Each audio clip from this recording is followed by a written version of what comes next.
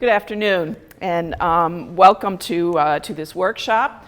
The purpose of this workshop is to help you all be successful in the promotion and tenure process. I am a faculty member in the Foreign Languages Department, and I am also Vice President of the UT AAUP. So I'm going to talk to you a little bit about some of the issues in the tenure and promotion process related to the contract. I'd like to begin by reminding you that the contract itself is available at this website if you don't have a hard copy, and if you have a hard copy, do not have a hard copy and want one, please let me know. But it is available at the utaaup.com website. Yes? Will these slides be posted as well? I can forward them to Connie if she wants to post them. I'm fine with doing that, okay? And the contract runs from 2014 to 2017 with a second contract for 1 year after that through 2018. So Article 8, you want to spend some time looking at very closely. Article 8 and Article 9, 8 on tenure and promotion, 9 on evaluation. This is where you'll see the definition of the probation period of 6 years. If you're a brand new faculty, your initial renewal will be for 2 years. You also have the possibility of extending your probationary period to 8 years upon written request and consideration. And there is also the possibility of applying for tenure early as well. How many nursing faculty are there here in the audience today? Okay, so there are a couple. I did do this presentation on the health science campus on Tuesday, and Colleen Quinlan was there, and she can also brief you. Because of time, I'm going to go through this rapidly, but what I will tell you is to make sure that you look at the particular language regarding the College of Nursing. Because you were accreted into the union during the negotiation process, and because your previous promotion and tenure process was different from the rest of the campus, we have special language in there. So I'm going to ask you to look at that very particularly in terms of definition of rank, tenure, and tenure track faculty. And your process for tenure is, again, it's a 6-year probationary period, but you can apply for tenure twice in that process. Okay, you can also apply early, and there is also the possibility for an extension. You have some specific language about the difference between instructors not on the tenure track and instructors who are on the tenure track. And you want to pay close attention to those distinctions. Okay, let's skip ahead here to Article 9, which is specifically about evaluation. So this is the order of the evaluation. These are the different levels through which your dossier progresses. And the first level is your department personnel committee, followed by the chair, followed by the College Committee on Academic Personnel, CCAP, followed by the dean, UCAP, provost, president, and finally the board of trustees, which signs off on your tenure and promotion. It's important to also get a sense of the timing. Next year's academic personnel calendar hasn't been published yet, so what I've given you here are the dates of this year's deadline so that you get a sense of the rhythm.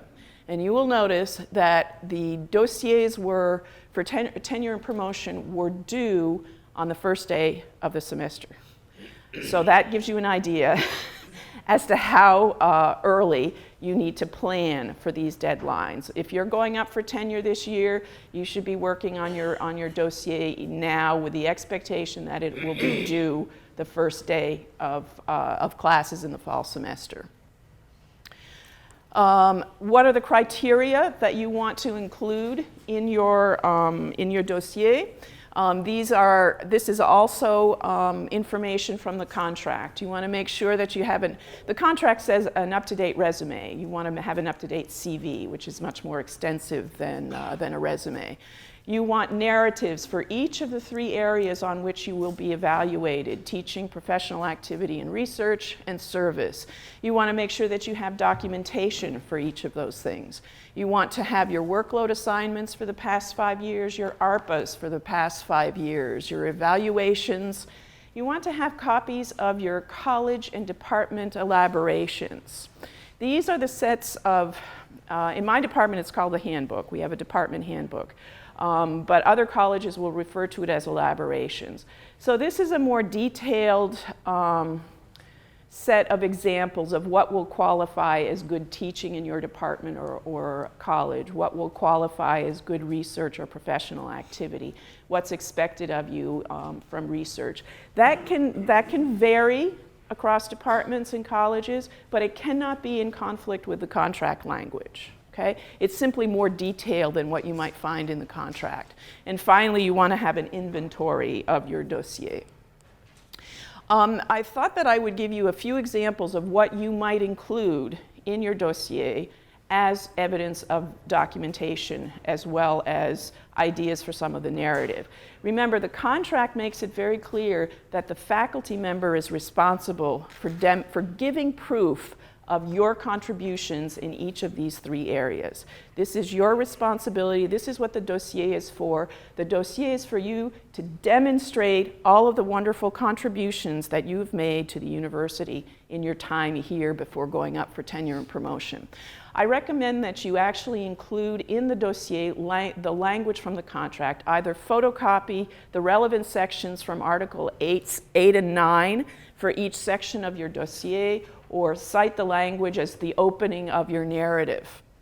So for instance, when you do your teaching narrative, you might want to include this language from section 9.1.1.1 in the contract.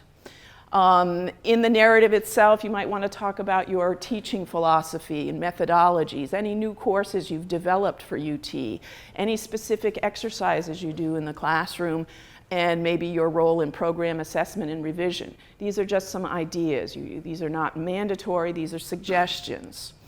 The documentation could include some peer observations, syllabi. You definitely want to have your course evaluation summaries from the student evaluations. You might want some sample assignments. You might want to include some examples of student work that's come out of your courses. Some of this you might put in a supplementary binder. The research narrative, include the language from the contract, and these are some things that you might put in your narrative. You know, talk about the importance of your research or your professional or creative activities for your classroom and your courses, the contributions that you've made to your field and discipline.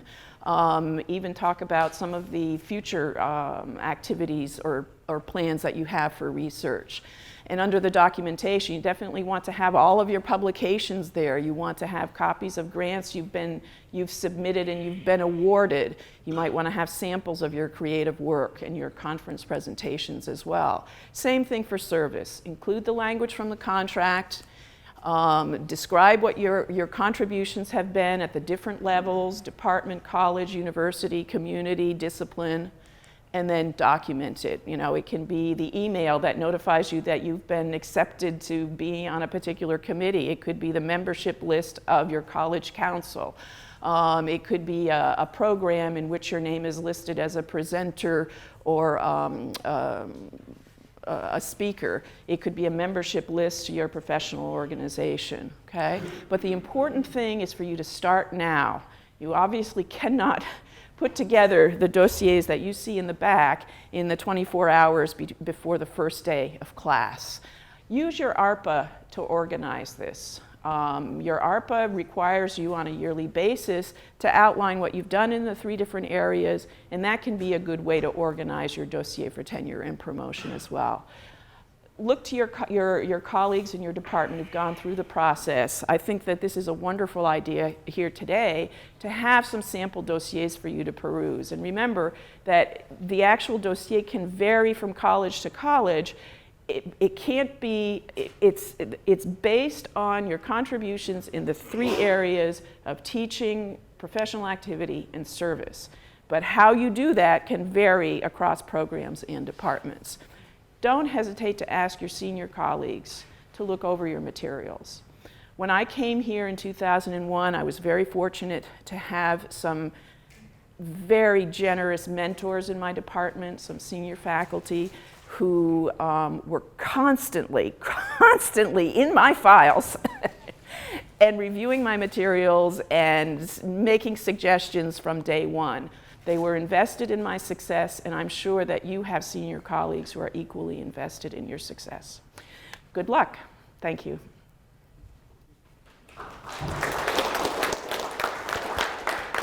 Who's the next person? Okay. Thanks. I don't need that. Try to get organized. No. Okay. Can you hear me? If not, I can yell. My name is Karen Bjorkman. I'm a distinguished university professor and currently dean of the College of Natural Sciences and Math. I was formerly chair of the Department of Physics and Astronomy, so I've sort of been through this from both sides in both of those levels, and I wanted to talk a little bit about that.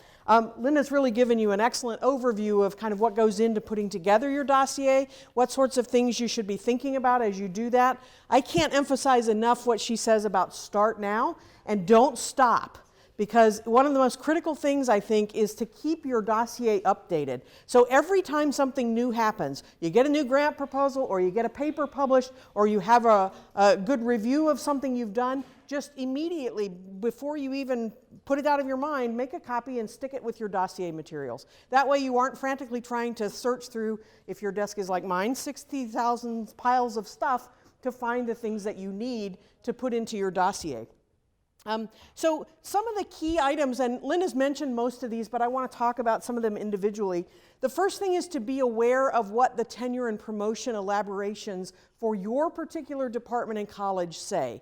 Because as Linda mentioned, they cannot go against what says in the contract, but there may be additional things that are said in those tenure and promotion elaborations that are going to be important for you to address within your narrative. So it's good that you're aware of what is in those things.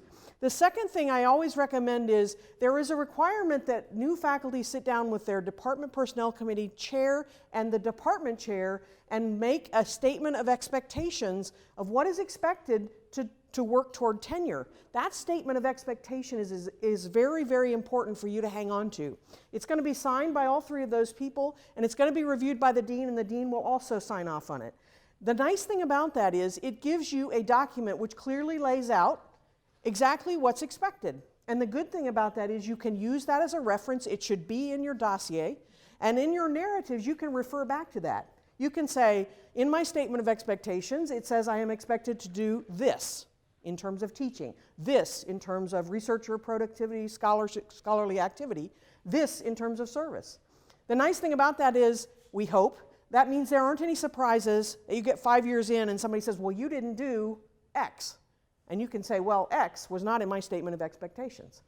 Now, those statements of expectations are not going to be, 2 of this and 3 of that. It's not going to be that detailed, but it's going to be pretty specific about the kinds of things they're going to expect you to be engaged in, whether it is teaching at a range of different levels of courses, graduate, undergraduate, intro level, upper division, whether it's going to be research, grant submissions, paper publications, whether it's going to be scholarly activity and presentations of your work and so on. So you want to be aware of what's in there and you want to use that to sort of refer back to in your narratives. I think, to me, as I review these dossiers, the most important things that I look at and that I probably spend the most time with are going to be, obviously, if it's for tenure and promotion or for promotion to full, it's going to be the letters of reference from your external referees. Those are extremely important, and I'll talk about those again in a minute. I'm going to read those narratives very carefully because I want to know your side of the story. I want to know what you've been doing, and I want to know how that relates to what you came here expecting to do. I want to know from you all of the details. So one mention was made of student evaluations potentially of your courses or peer evaluations. One of the things I'm also looking for as we go leading up to tenure, I'm looking for evidence that you're responding to feedback that you've gotten in prior years. So maybe you taught a course for the first time and it didn't go so well. Believe me, we've all been there, right? And so you've learned something from that. So in your narrative, you can talk about that. You can say, well, I taught this course for the first time, and I tried these things, and this didn't work, and the students clearly were unhappy with this portion of the course, and here's what I'm doing to address this. Here's how I plan to do this in a different way next time or in a better way next time. So that you can actually give some feedback on that. Don't just let those comments sit there. Talk about, well, yeah, that didn't go too well. Here's what I think happened, and here's how I'm going to address that. And I think both your department and particularly your college level reviews are going to be interested to hear what you have to say about that. The other thing you have an opportunity to do in your narratives, you're telling your side of the story, which also means you get the opportunity to highlight and emphasize things you want to make sure they don't miss. So if there's something you think is incredibly important that you want to make sure it doesn't get missed, be sure you highlight that in your narrative. And how you structure that, you might just, there might be paragraphs, each of which is a particular thing you want to address, and you talk about that. Okay? It doesn't have to be in great detail, but make sure that you highlight it so people don't miss it. Okay? When you look at some of these dossiers, it gets a little daunting sometimes with all the material that you're looking at. Your CV should always be kept up to date. That's just a no-brainer, I think, for most people. But you always want to make sure that you're updating it constantly because it is a pain to try and do that all at the end of the year. You have to do it for your ARPA anyway, so just keep adding to it and then make sure that that's up to date when you put it in. As all of this goes together, the organization actually does matter. Because realize that when people are, and you'll see some of these dossiers and they may be 2 or 3 notebooks in some cases, and you want to make sure people can find things. So although your dossiers have some prescribed sections within them, it doesn't hurt to put some subsections behind those. I've seen people use, for example, a colored piece of paper to separate a section. So here's my section on papers that I've published in the last year, and then there's a colored piece of paper that separates, here are proposals and grants that I submitted, or another section that says, here are professional activities. Whatever needs to go in that section, sometimes it's helpful if you can break those out clearly so it makes it easy for people to find what they're looking for. That saves immense time and makes people who are reviewing much happier. This is always a good thing. All right. Let me go back now and talk a little bit about the reference list. Now, I know this is done differently in different departments, so you definitely want to talk with your department personnel committee and to your chair about what their expectations and our process for that is. I will just tell you my own point of view, and this is the way that I've done it. We ask the candidate to give us a list of some names of people that they think would be good references, but you need to be very careful. They cannot be your thesis advisor. They cannot be a close collaborator. They need to be people who are very well known in your field, preferably, and maybe, hopefully, you've had at least some contact with them, but maybe in a very minor way. You've met them at a meeting, they're familiar with your work, and so on. When you give that list to your department chair, you should expect that they're not going to use every name on that list, and they're not going to automatically just use them because you say so. They're probably going to also solicit names and suggestions from people in your department who also know your field. So the references that they're going to request are going to be a mix of people you've suggested and people that the department has suggested. What I would recommend is for the people that you suggest, along with their name and contact information, so that we can get in touch with them, you should also provide a brief description, a sentence or two, about how you know them or don't know them. You met them at a meeting, you've never written a paper with them, or maybe you have, but it was a large collaboration, so you weren't working directly with them. So you need to be able to give people some idea of what the connection is for these people so they can make a decision about which ones are the most likely to be good quality references to choose for that. And if there is someone that you think it's absolutely essential not be used as a reference, tell us that, okay? Maybe you have a competitor who would do anything to undercut you, all right? Make sure you mention that. That's fair game too. I think that's information that your department chair and your DPC should know about. So I would encourage you, if there's a situation like that, put the name on the list and put your brief description of, this is an immediate competitor to me, and I don't believe that they would be a quality reference, or for whatever reason, or there's some personal history here, we shouldn't be asking this. This is a person I've had a running battle with for 100 years, whatever. Just, you can put that on there too. Just like NSF allows you to designate referees who should not be used for a proposal for those same kinds of reasons. Okay. So the review process at as Linda mentioned, at the department level is going to be your department personnel committee and then your chair. And then at the college level, it'll be your college personnel committee, there's CCAP, and then the dean. And I want to remind you that at each one of those steps, you're going to get feedback from each of those. You're going to get a letter back from each of those review steps. You need to read those letters carefully. Make sure that you understand what they're saying. Make sure that there's nothing that got missed, that there's nothing that's been misinterpreted, because you have a 5-day window in which you can respond to those, okay? So don't forget that. You need to say, oh, this is fine. If you're fine with it and you agree with it and it's very positive and you have nothing to say, fine, you don't need to worry about it. But make sure that you read it carefully and say, oh, well, they said that I didn't do something or that I didn't have enough of these, and I see that they apparently missed this, or I think there's something that they weren't aware of that was in the dossier I want to point out to them. You can respond within that 5-day period and ask for them to be aware of that or to reconsider. In a negative decision, it could be a reconsideration request. And I have seen those get overturned when the faculty member comes and talks with the committee and explains something that was misunderstood. So don't be afraid to use that. That's very important for you to know and very important for you to use at all of those levels.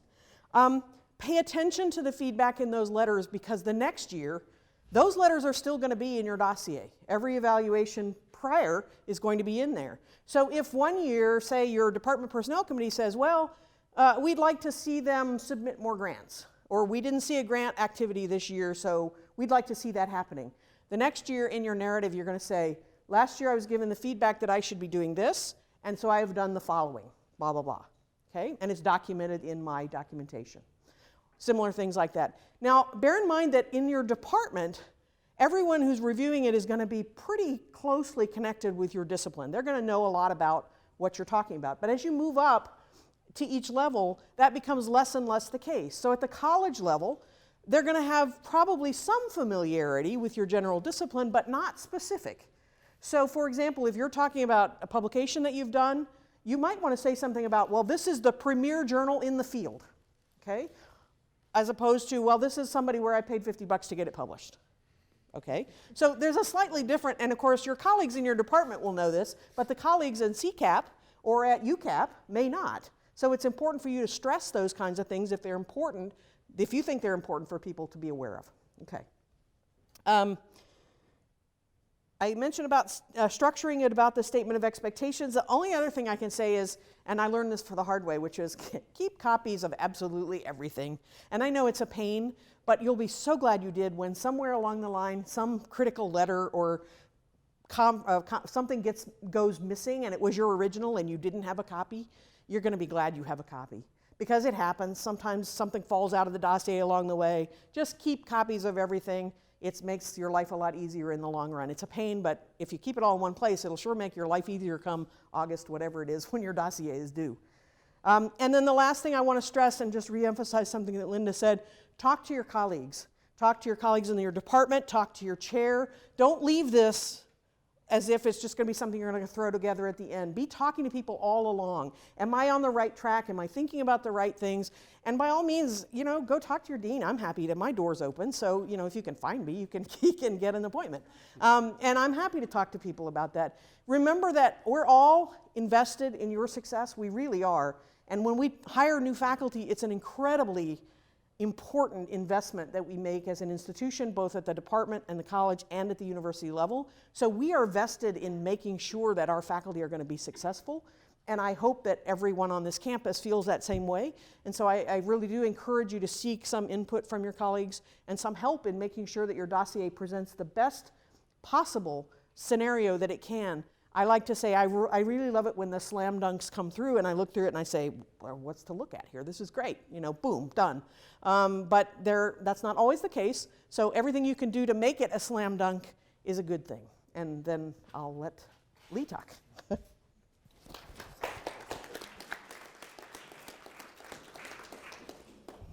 Sure.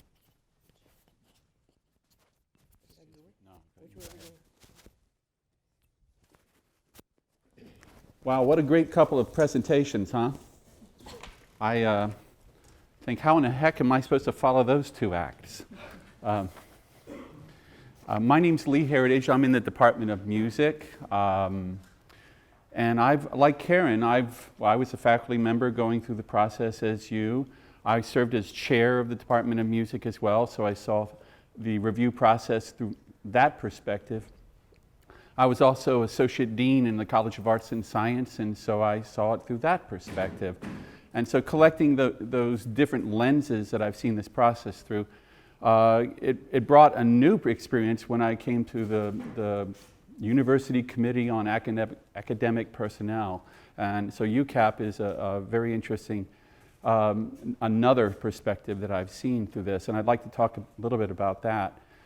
Before I do, I'd like to know the audience a little bit better. I see a lot of old friends in here, and some former UCAP members and present UCAP members here too. And Linda is still on that committee too. So how many people here are in their first year of the review? First year, okay. So second year? Third year. So really heavily in first and second year. And then fourth, and I know that there's a couple of fifth in here because they're in my department and in a couple others, yeah. Okay, so just to know my audience there, I appreciate that information there. So UCAP is a committee, I think that I was asked here, that somebody from UCAP was asked to be here, because UCAP as a committee, there's a bit of infamy in that committee that lives in university lore, because it is, well, we only have one representative from each college out there, and this one representative has to speak for your case at that review process. And so perhaps that representative doesn't know your discipline very well. I felt very fortunate when I came onto UCAP because I had been associate dean for every single one of the people that had come up, that was coming up during this process. And so I felt like I knew them. In fact, in some cases, I had been part of the hiring process for those people. So that's not always the case.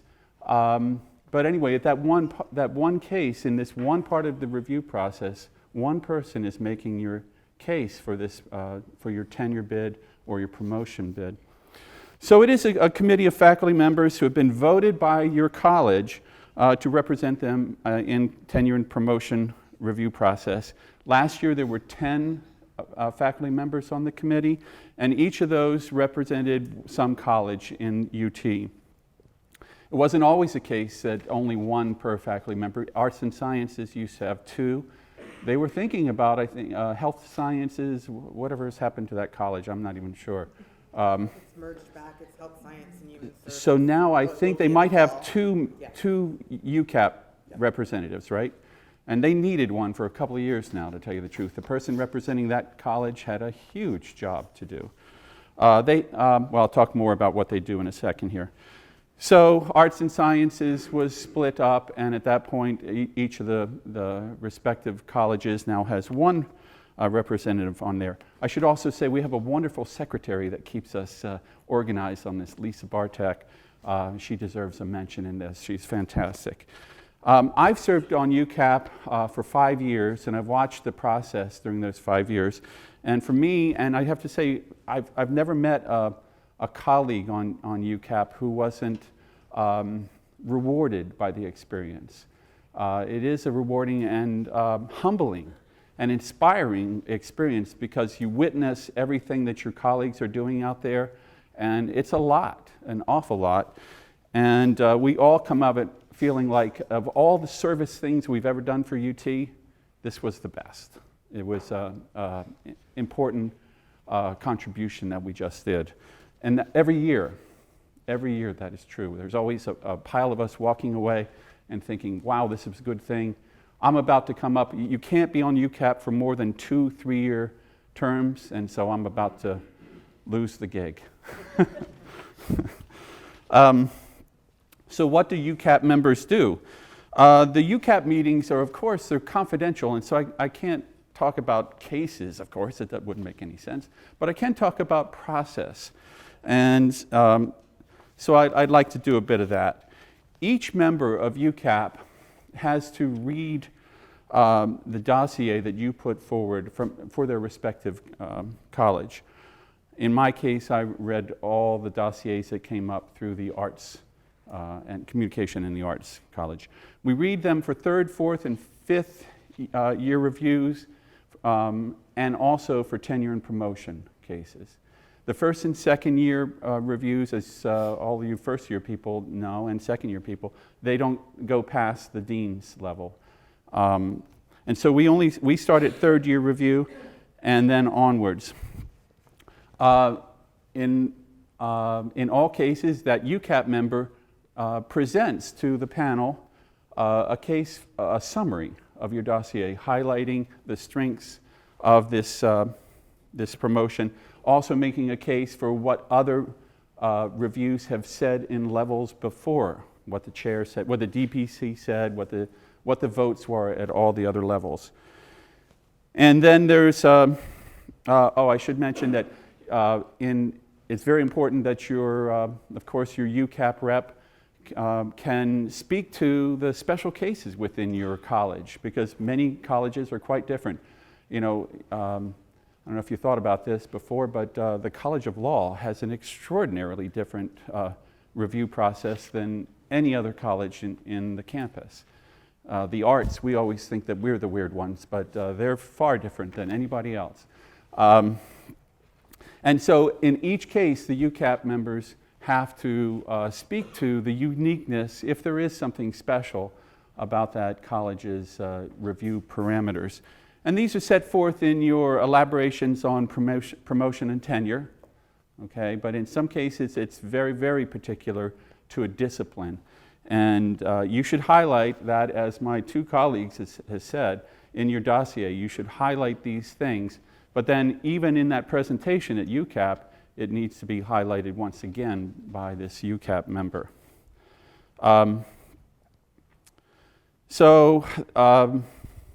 Anyway, in each of those presentations, that is done. And then after this presentation, the panel then begins to discuss and to question, and when there's some kind of satisfaction that the information is out there to a sufficient amount, a vote is called for. You can imagine, I think, as Karen hinted there, when it's a slam dunk case and everybody's been enthusiastically positive, unanimous votes all the way through. In fact, I just asked Lisa Bartok, Bartek, the secretary, and in all these cases before, when it's unanimous, I can't think of a case in which we then said, when we then turned that over. It's only when cases are more difficult than that, and there's been some hesitance in the voting in levels before that then there gets to be more discussion, more difficult discussion that follows. So I would like to add, though, one thought, and really I think my two colleagues here have given great presentations with great bits of advice. And I'd just like to add, though, that if you have a special type of endeavor that is especially your professional activity, we call it that in the arts, your research, if it's something that is a little off of the beaten path, perhaps, than the usual publish and grants and so forth, if it is off that beaten path, it's very important that you state this in very loud and prominent terms, so that your UCAP rep can then make the case for that. And most importantly, first and second year people, does everybody here, a first and second year people, do you have a letter of expectations, statement of expectations in your dossier by now? Okay, and it's not always the case that happens, and you need to talk to your chair to make that happen.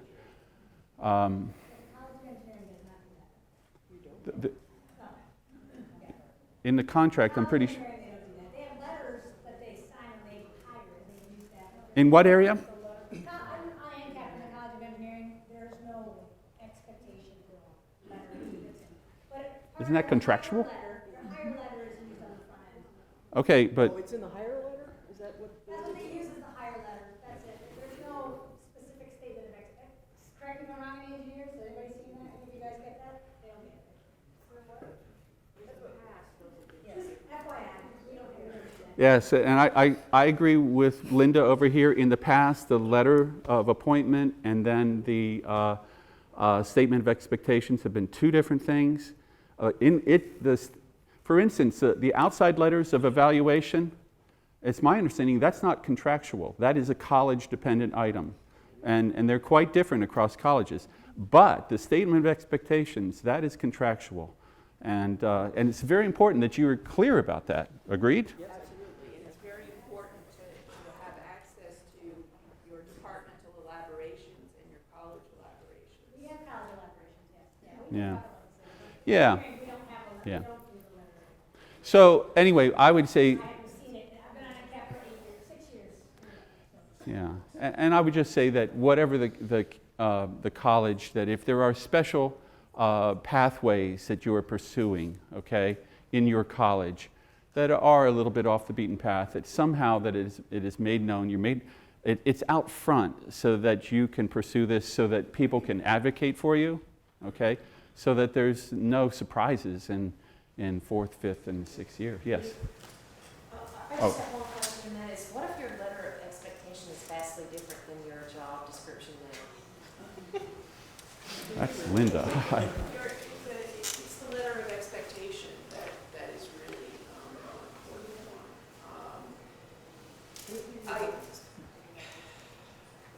I think it can be. I think with consent, yes. Yeah, It has to it be. would have to be indicated as a letter of expectation that has been revised.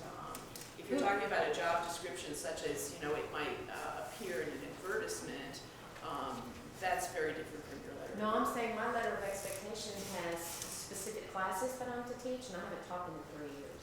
Yeah. Well, given that the chair assigns Yeah. your classes, that's not your fault. Yeah. So how do I address that? I think you might simply make that point in some of your narratives that while your letter of expectations said that you were to teach certain courses, you were in fact assigned these other courses, and so that is not your fault. We can certainly talk a little afterwards a little bit more about these discrepancies too. I wanted to make one comment. One of the things that we've used the statement of expectations for, especially for a faculty member that we've hired, where they have a piece of their assignment is sort of outside the mainstream, and it's somewhat what Lee was talking about. We've made sure that in the statement of expectations it clearly said, as part of your duties as a faculty member, you have responsibility for doing this thing, which is not particularly normal in that field, because we didn't want that faculty member to get penalized later by people who would say, well, that doesn't have anything to do with your research, et cetera. And yet that was part of what we hired them for. And so if there's some special thing as part of your appointment, you should make sure that that's actually written down. And I bring this up because at the UCAP level, where you have one representative from the arts, one representative from sciences, one representative from the law college, one representative from nursing, and you have somebody can say, well, this is what this person does, and then the person from the law college says, well, my goodness, you call that professional activity? And you say, yes, indeed, we do. It's in the elaborations. It's in the letter of expectation. And so that's why I was bringing this up. It's very, very important. We get it a lot in the arts, okay? As you might, doesn't take too much imagination to figure that one out. But there are other colleges that have similar issues too. Yes? The review process in this, I have a question. You mentioned that years 3, 4, and 5 come to UCAP. Is that with dossier in hand? Mhm. Or The dossier is this very same dossier. all the way up each year? yeah. So you're going to see some people 3 times in a row and then a 4th time when they go for promotion? Yes. Okay. Okay. And then there's next, yes. Okay, we have one more speaker, Dr. Carbon. And then we'll have time for questions.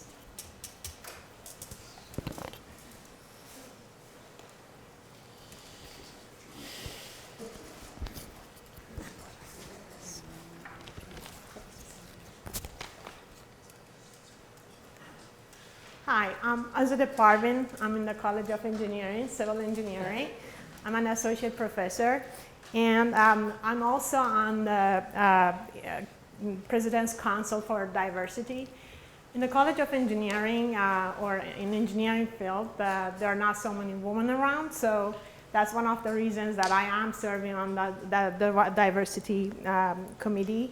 There's so many committees around. One of my suggestions is that if you want to participate on those, choose them carefully. If you want to make a change in the environment, that's where you want to do some service that is valued to you and to the institution, because you're not going to get credit for certain things that you might be doing as your service and you think is important, but it may not be seen that way. So you make sure that whatever you're trying to achieve, those services are valued, and that's one of the things that is important to know. The other thing I want to go back to elaboration, actually it's a question that I have for some of the people that are here, and maybe they can help us clarify that.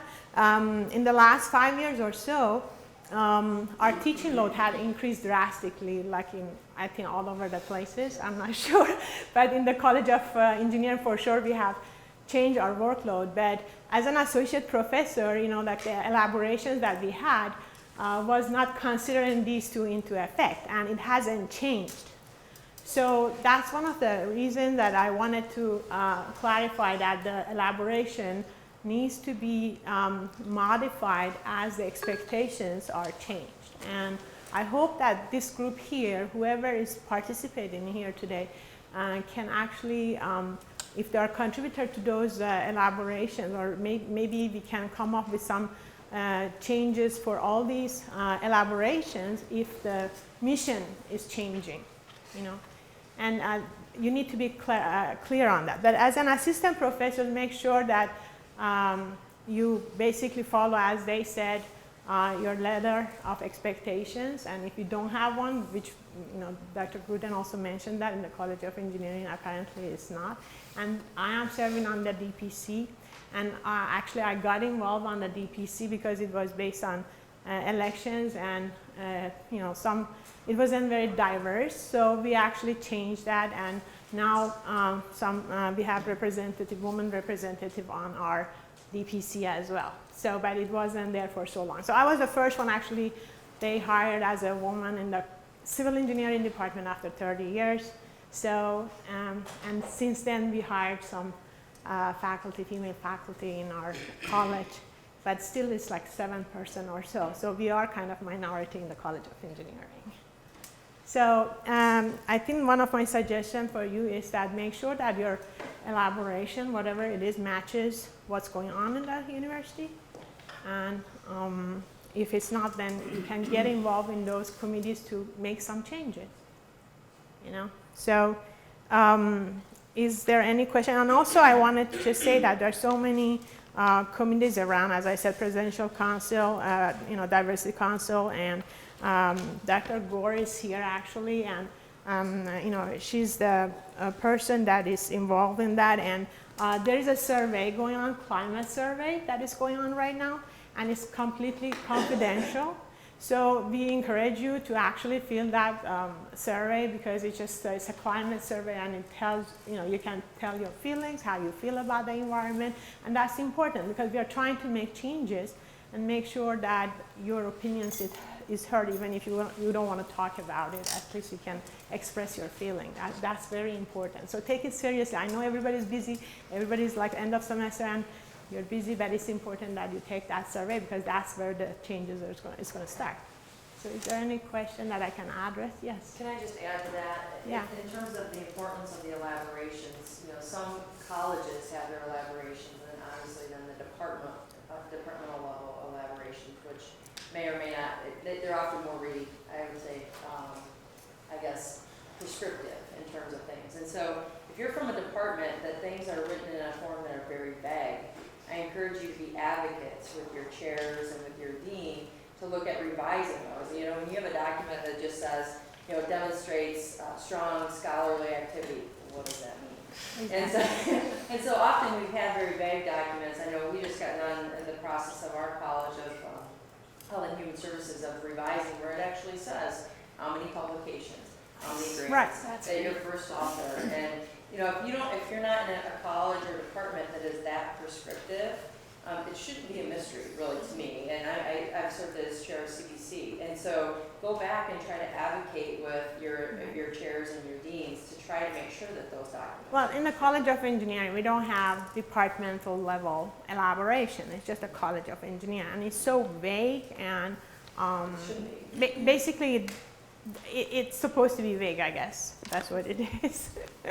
So, but I wish it wasn't. Yeah, I know, but I wish it wasn't. But like, you know, we are not very clear on what's expected, and it changes from person to person again. So, yeah, and I mean, as an associate professor, you still want to, you know, I mean, that's another suggestion that I give to you. Once you become tenure and you get promoted, you still have, you know, to know what the expectations are. And you get involved in a lot of things that you weren't doing before, and that takes a lot of your time. You know, you're teaching courses that you never taught before, you're having like 100 students in your classes, you know, so a lot of things will change once you become, you know, you get your tenure, so. And one other thing I wanted to add, I mean, it's just like scary when you're an assistant professor, but don't be scared, you just do your best. And I had 2 of my children during my when I was, you know, not tenure yet, and you know, I had some NSF grants, I have other grants, and I managed, but it was scary, but I managed, so I'm sure you can do it. So. I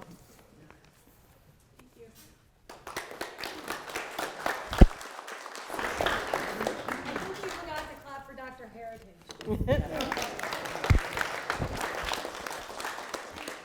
Holm from the College of Business and Innovation asked if you could say a few words as well. I just want to say a few words, okay? Already excellent presentation about this tenure on the promotion process. So I'm Paul Hong. I'm from College of Business and professor of Information Operations Management. I served the UCAP for 3 years. And so I want to talk about this management of this management aspect of this process. Okay? The first one is a clear sense of priorities and direction. So this 5-6 years of tenure process, through that, I think the university expect faculty to be excellent in teaching and research and service. So first 2 years, I think the priorities is, I think very good at teaching. I think I never saw any tenured faculty who are not actually good at teaching, actually tenured. So good at teaching and also build the research, and in all years, department or college do not even expect a lot of service. But as you go through 4th year, 5th year, some service, so in all aspects, I think clear direction of really excel in these 4 years.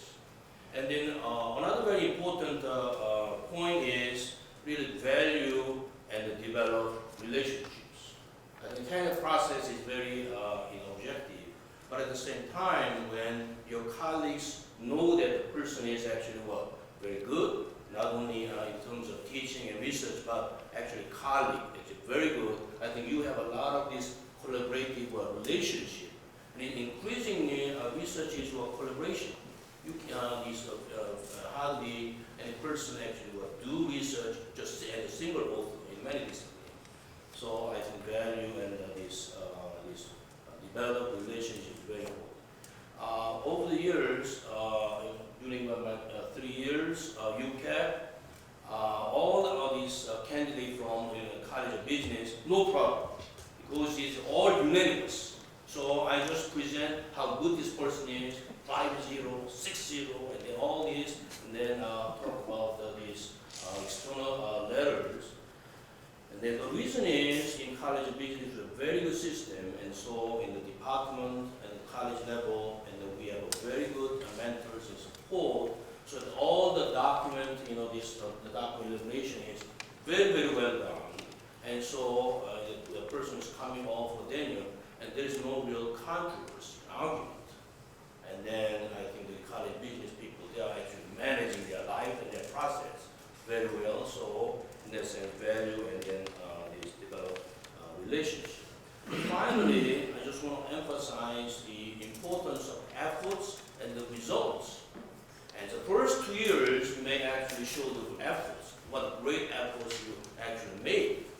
But if you do not show any results of this in terms of actual this evidence of publication and teaching effectiveness or whatever, it is actually sad. So over the, if not just recently, a number of years ago, I noticed some faculty in college business who is excellently bragging about, oh, I just taught at these top 8 journals and I want to only do this. So brag about this, but after years, there's no result.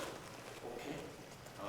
And so we could not really see that the person is actually tenured. So first couple of years, efforts, but work for the results. I think that's very important point. That's what I want to mention. As I said, I'm very brief. And then, any questions? Are there any general questions as well to all of our panelists, as well as Dr. Helm? Clarification, my understanding is if somebody's hired in with a set of elaborations at department and college level, that would be what they're evaluated by. I guess I'm asking because we have several senior faculty who were hired in for like one department, one college. We've said restructured department, restructured college, restructured elaborations for both of those. So, Well, I would hope that the elaborations haven't changed too drastically. Right. But I think that you want to keep, the person that is going up for tenure probably would want to include both sets of elaborations to show that, this is what I was hired under, this is how it's changed, and, see if that person can map his or her progress to both sets just to avoid any kind of conflict. Legally, I'm not sure how that would be handled. Janet, can I just comment on that? Please. CPC, so the way that, at least in our college, is being handled is that you have the choice. So if you came in with certain elaborations, you can either defer to those or you can use the new elaborations, depending on which ones you feel would best benefit you.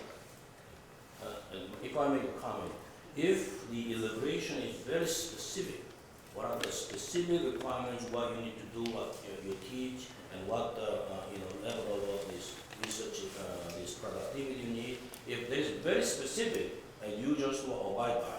However, through tenure and the review process, you actually create your destiny.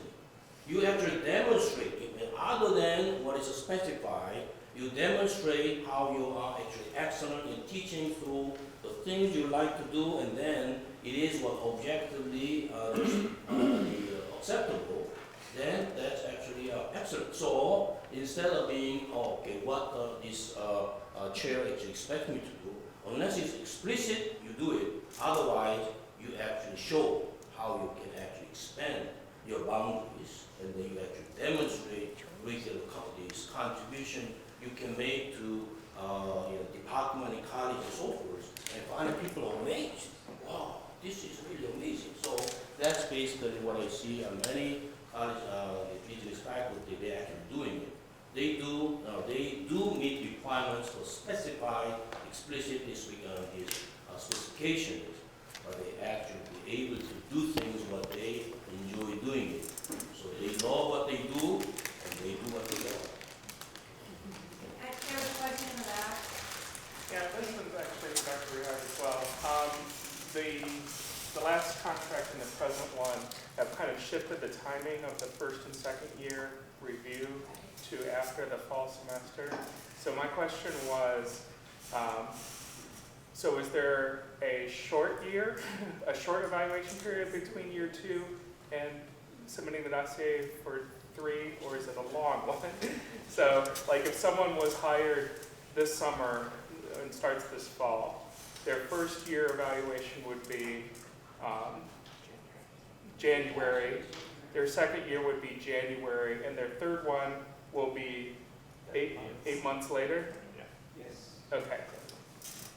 And that third one should only cover new material during that 8 months. I'm just thinking because there's not going to be a new ARPA There's, there's not, so some of these documents won't necessarily. Right, the calendar will determine that, and if you just want to make sure that the different levels know, just, put that in one of your statements that, according to the calendar, this is due then, and this precedes the next year's ARPA, which is why that ARPA is in here. Yeah, and the university library has first and second year ones since they were on the fall, since they were evaluated in the fall, and so I just wanted to make sure where that short period was, and that it was a short period and not an exceptionally long one. Well, if I could add to that, just remember that as that third year review is the first one that quite a few people are seeing for the first time. Right. So it's not quite as short as it seems, in the sense that you're really presenting that 3 years of work for the CCAP and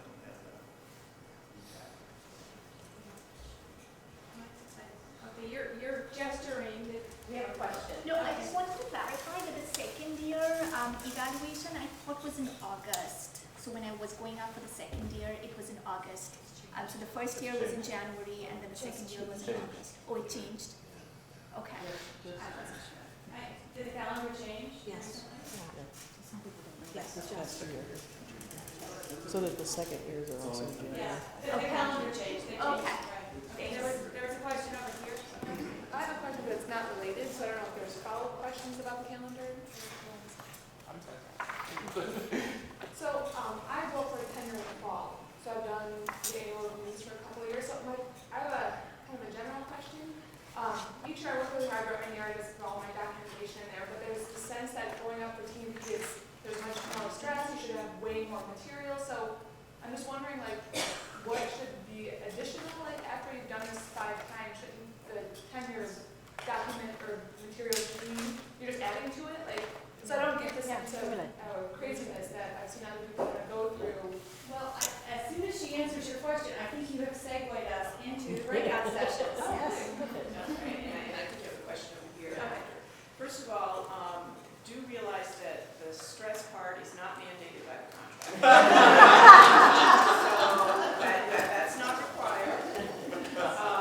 And secondly, the things that you can be adding, number one is going to be your updated CV, any publications, any new grants, any new creative activity, any new student evaluations, maybe the new the most recent syllabi, student work.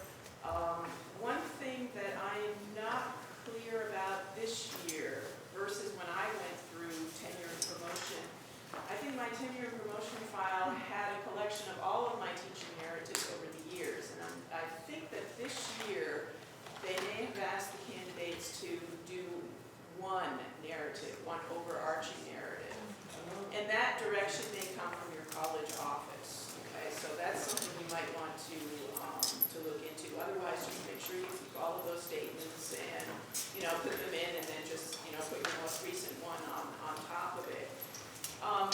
There is talk of moving to electronic dossiers. I think it's going to, don't apply yet. It's going to take a long while to make that transition.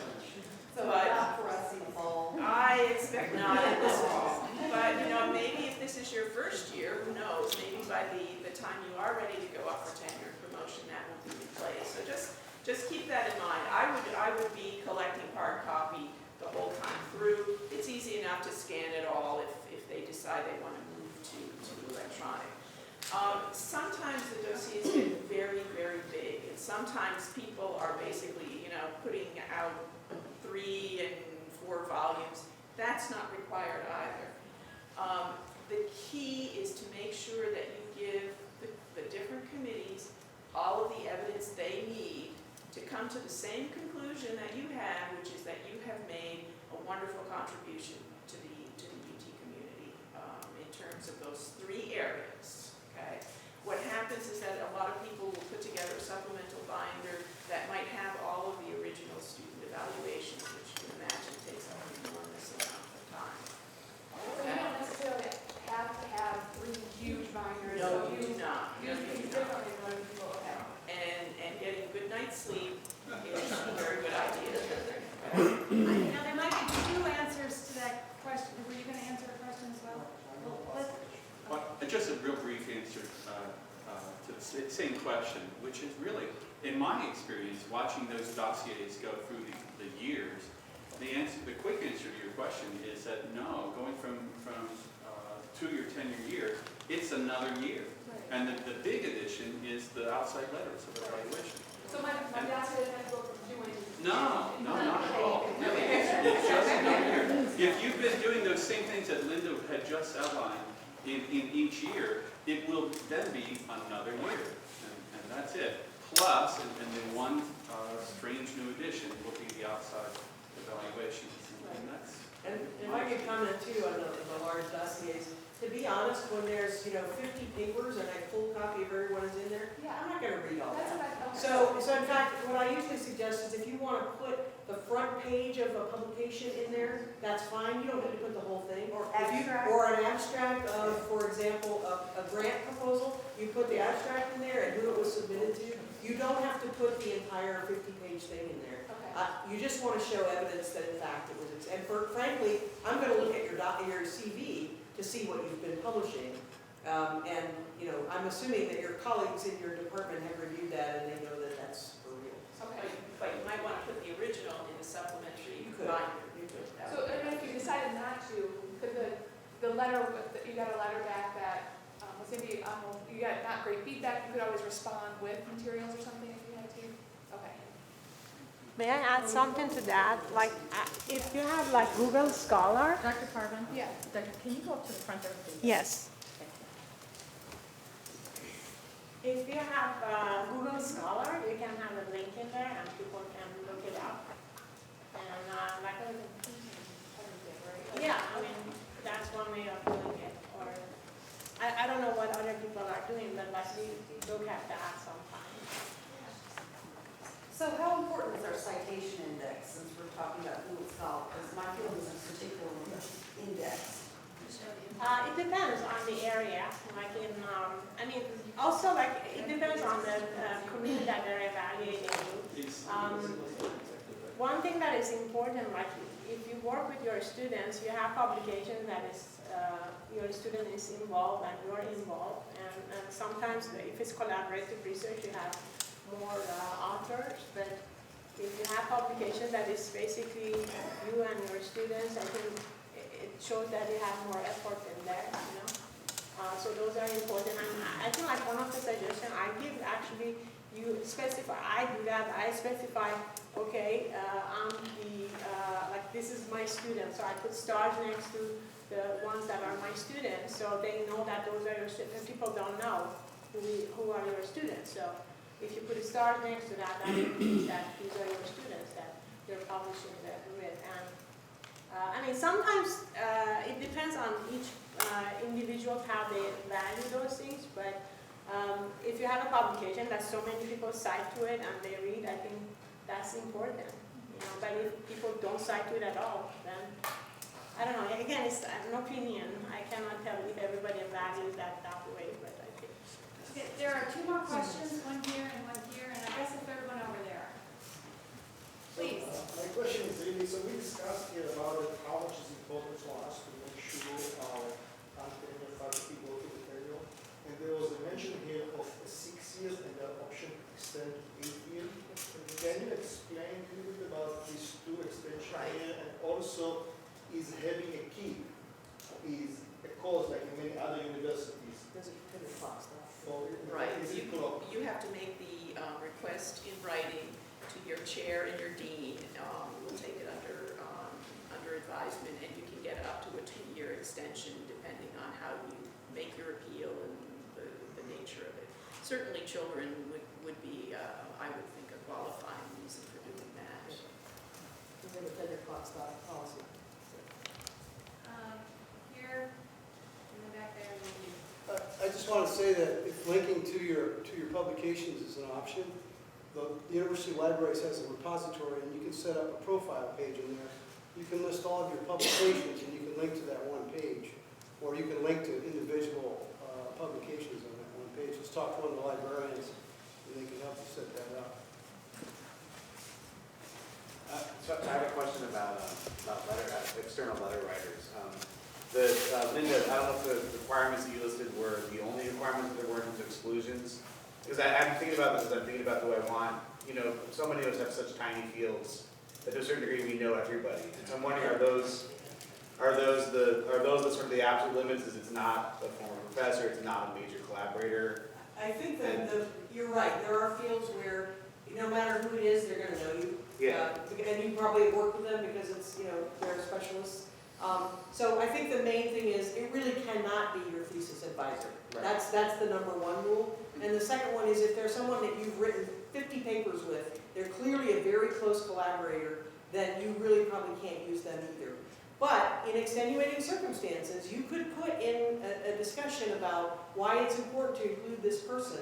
And there may well be reasons why you've been on papers with somebody a lot, but maybe in fact you brought two areas of expertise to a common problem and you weren't directly working together, it was a collaborative team. And it's perfectly fair to explain that, I think, in that process. I have a quick question. One is, at the very, very beginning, there was a document, I think it was the collective bargaining agreement, the 2014 to 2017, on a AUP website. Is that the contract? Yes. Okay, I'm just trying to understand what that was. Okay. That is, it's a PDF file, and you should be able to just click on it. Okay, thank you. And then also I'm wondering, is it important to stack documents year to year in your dossier? Like, should you be adding, and like, this was my year 1, followed by year 2, followed by year 3, or should it be sort of a reinvention every year? I mean, No, you should just, stack your ARPAs one on top of the other, any kind of evaluations one on top of the other, any type of syllabi or so forth one on top of the other. And as I said with the different narratives, I think that this year they asked the candidates to do just simply one teaching narrative. When I did it, they seemed to indicate that they wanted the narratives from each of the preceding years. I suspect that didn't get read, the last one got read, but just for safety reasons, I would keep them all and then find out from your department or your college committee what they prefer. You're not reinventing the wheel every year. Okay, are there any more questions? We can, there's one in the back. And then there's one over there. Perhaps this is considered confidential, but are you able to share the actual rate of tenure success for those who initiate the process? I think we could share it, but I don't know if anybody knows it. It's fairly high, I will say. I think it's very, very high. I don't know a number off the top of my head that I would say I exactly without going back and looking, but I would say it's quite high. Does that figure hold true for promotion as well? Not so much. Full? Going up to associate, going up to full. Oh, well, tenure and associate are pretty much linked, except in special So cases. going up to full. So, yeah, they're kind of linked together. It's, with full, you're just going up for promotion to full, and that doesn't always happen on a 5-year cycle. Some people will take a little longer, some people may not come up for full. It kind of depends on if they're ready, if their department thinks they're ready, so that's a little bit different, I think. People tend not to go up unless they're. Sorry, didn't want to No, interrupt. that's, sorry. I was going to say, there's a question in the back, and then you have another question, but we really should probably then get into these breakout sessions. These guys are going to stick around, and you can come up and ask them questions, but let's hear yours in the back. My question was, when you have submitted your folders and you are waiting for, 9 months, 8 months, is that correct that whatever you produce in that time frame will not count towards becoming full professor, because full professor counts starting with the date you get tenured, so those 9 or 8 months is not going to be counted? I think if you're saying that you put in your dossier on August 25th of 2015 for promotion to associate and tenure, and then a month later you get a publication, I would put that in my dossier for promotion to full. Of course, that's going to count. There's no dead time. So from the time that you submit your materials from the last tenure and promotion, then whatever you get accepted is going to count towards your next promotion. Thank you. So, a question about UCAP, just to make sure I understand. So, when my dossier is at the UCAT level, only the representative from my college actually looks at the materials. And then they present the summary. They are required to Okay. look at it and then make a summary of it, present the case. And, when it gets into the committee meeting, we always haul out all of the dossiers that are being reviewed that day. And so at any time, we might say, oh, I can't remember how many presentations this person did. And, oh, I forgot to write that down. And so then we get the dossier out, and whoever looks at the dossier might look at the dossier. Okay. But not every member of the committee, like probably at other levels, like that's how it's at the VPC level in our department, would necessarily look through every part of the. Oh, no. Okay. That's not typically the law. Okay. I will say at the college level, at least at our college, I know that everyone on the college committee looks at the dossier, but the person who is presenting that case, who may or may not be from your department, depending on how your college committee is set up, they read it very thoroughly, and everyone else reads it at a somewhat less thorough level, but they're supposed to be familiar with it before the discussion at the college level. Okay, thank you. Okay. So what we did for these breakout sessions is I contacted the recent chairs for all of the college CCAPs to see who show up. I see Dan is here. And then I also contacted people who have recently received tenure and promotion to ask if they could come and share their dossiers and share some advice. So I'm not sure the best way to do this, but I guess if like I see Dan here, he's from the College of Languages, Literature, and Social Science. What? What are we at? So if you're in that college and you want to talk to Dan, come to this table. If you're recently tenured or promoted faculty member who's here to share your dossier, and if it's over there, I'll go over and get it for you, but we'll bring it to this table. Andy, are you here for natural sciences and math? Oh, you're here for natural, okay, so right by Dan, we have natural science and math. I'm here for engineering. Okay, we've got engineering in the back. We